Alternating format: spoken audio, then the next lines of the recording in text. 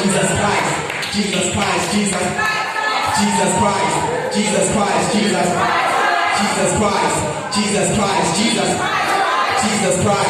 Jesus Christ, Jesus Christ, Jesus Christ, Jesus. Sawubona umfanekiso kaJehova ngabunjani uyaphefumula noma uyaphila.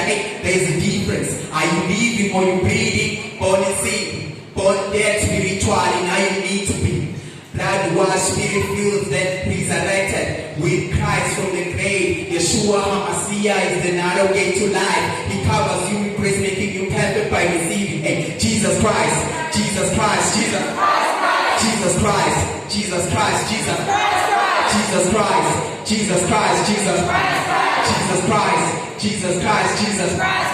Many other things that can satisfy my flesh, so not gonna pay. What can satisfy my soul? I made a king who makes a heart flow sweet. He quenched the depths I couldn't quench physically.